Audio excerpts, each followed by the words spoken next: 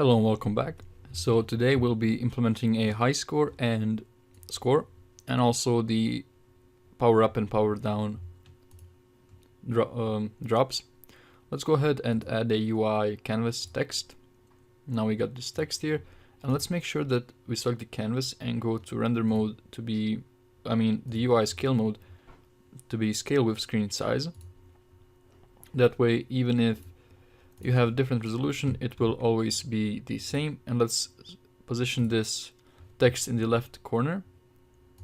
You can click on this anchor presets and hold down Alt to instantly move the text to a different position. Usually the score is in the top left.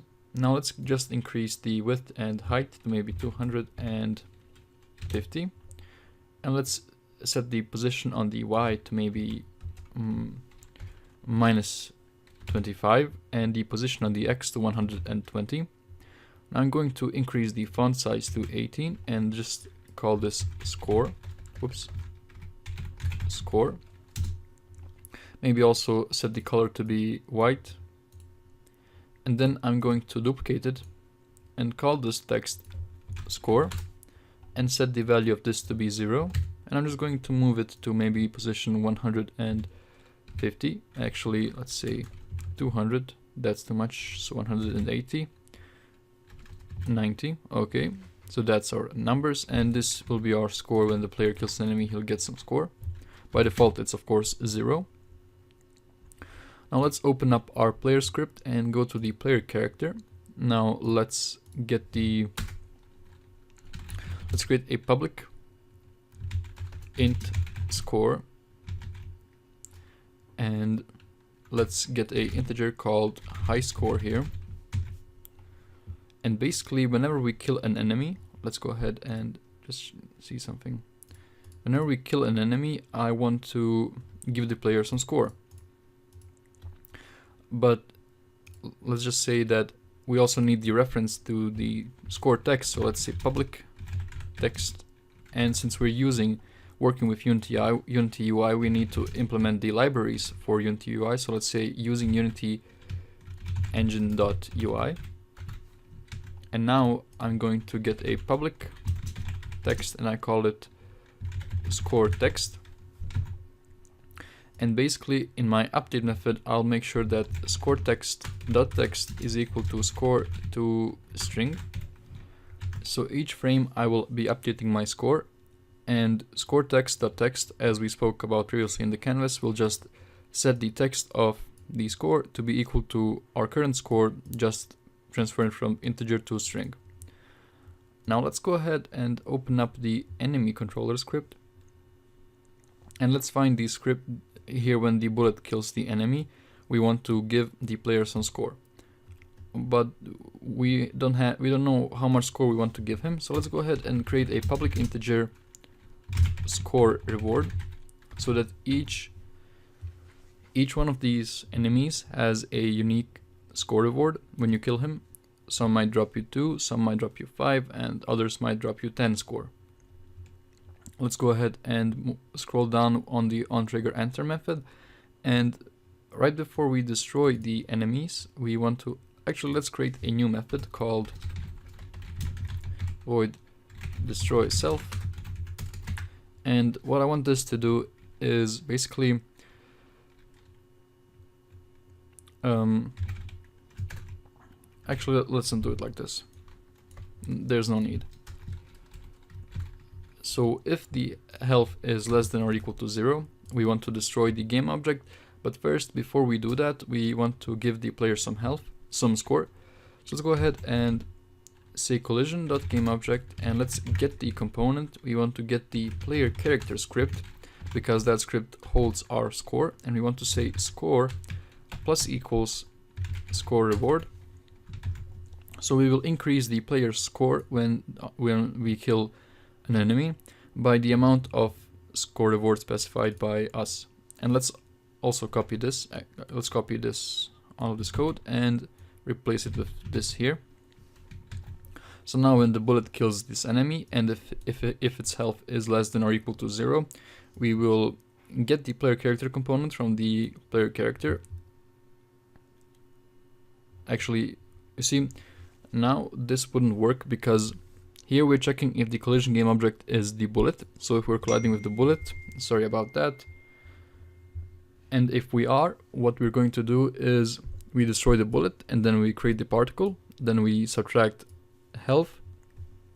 And if the health is less than or equal to 0, and here we try to get the player character component from the collision game object, but we can't do that because the bullet doesn't have the player character component. So we can do it like this. Let's delete this and go ahead and say game object. Find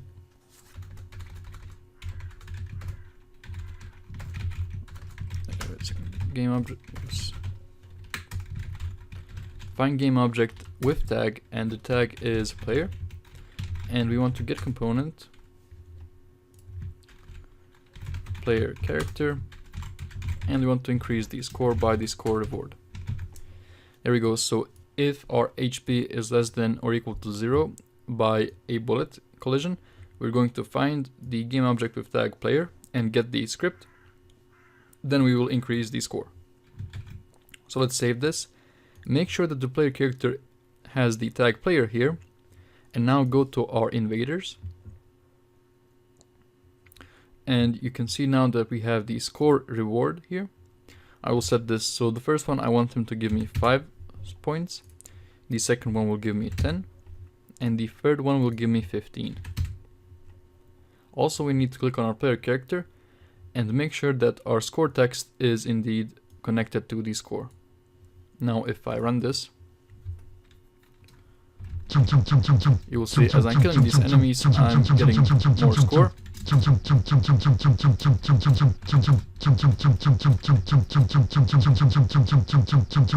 There we go.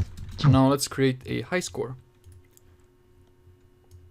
Now let's move back to the player character, and I believe we spoke about player preferences, but if we didn't, basically we just create a file with some kind of name and we plug in some kind of value to that preference. So let's say that,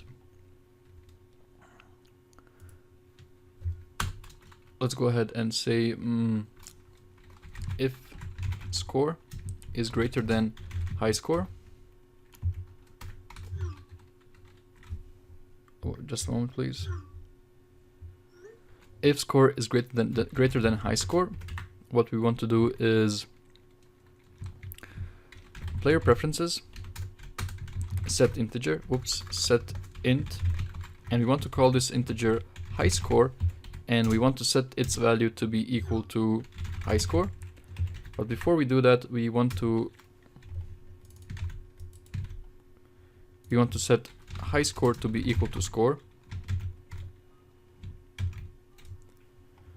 And now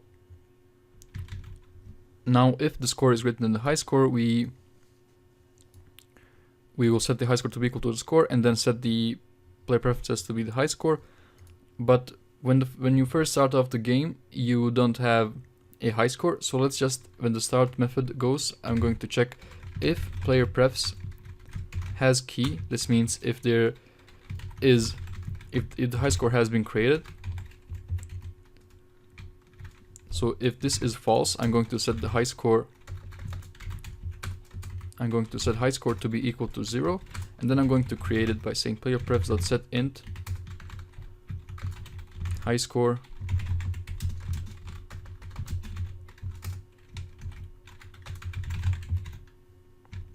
Let me just copy this. I had a typo there. There we go. So now when the game starts, if this wasn't created, we're going to set the high score to 0 and then create it. And when our score is greater than the high score, we will set the high score to be equal to score and then save that as well. So in the next lecture, we will be adding the power-ups and power-downs, and we'll also display the high score when we die. Until then, goodbye and see you next time.